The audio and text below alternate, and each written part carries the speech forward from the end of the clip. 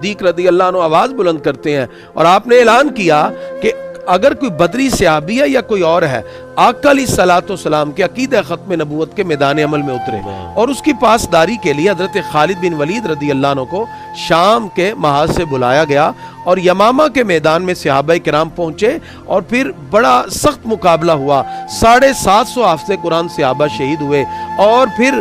حضرت وحشی نے آگے بڑھتے ہوئے مسیلمہ کذاب کو جہنم واصل کیا۔ یہ وہ عقیدہ ختم نبوت کی حفاظت کا خوبصورت اندیہ تھا جو حضرت ابو بکر صدیق رضی اللہ عنہ کے دور سے دیا گیا، اور پھر اس کے بعد اسی عقیدہ ختم نبوت کی حفاظت کے لیے 1400 سال کی تاریخ اٹھا کے دیکھیں، آقا علیہ الصلوۃ والسلام فرماتے ہیں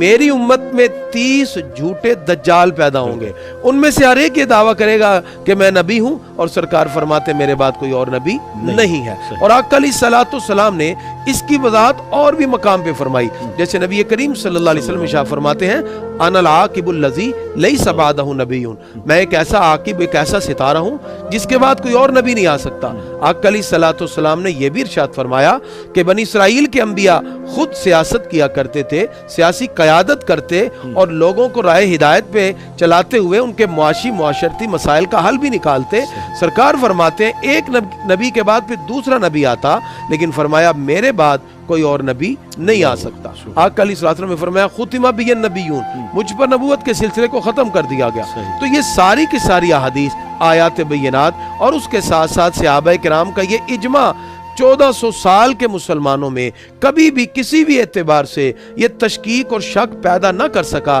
کہ مسلمان کسی اور نبی کی بات کریں، بلکہ حضرت امام اعظم ابو حنیفہ رضی اللہ عنہ کا جب دور آیا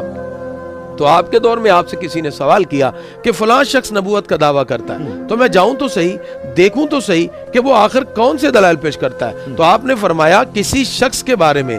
یہ سوال کرنا یا اس سے پوچھنا کہ اگر تو نبی ہے تو تو فلاں معجزہ دکھا، یا اس سے دلیل طلب کرنا، آپ نے فرمایا یہ کہتے ہی بندہ دار اسلام سے خارج ہو جائے گا۔ یعنی کہ یہ اتنا اظہر من الشمس مسئلہ ہے جس کے اندر یعنی قطعیات میں سے جو چیزیں ہیں اس میں سے یہ شامل ہے، یعنی قطعی چیزوں میں سے جو ضروریات دین میں چیز شامل ہے اس میں عقیدہ ختم نبوت ہے۔ اب عقیدہ ختم نبوت کے تحفظ کے لیے سلسلہ چلتا گیا۔ اب آئیے ہم تھوڑا سا اس بر صغیر کے حوالے سے ہسٹوریکل پرسپیکٹو میں جائزہ لیتے ہیں۔ 1857 کی جنگ آزادی کے بعد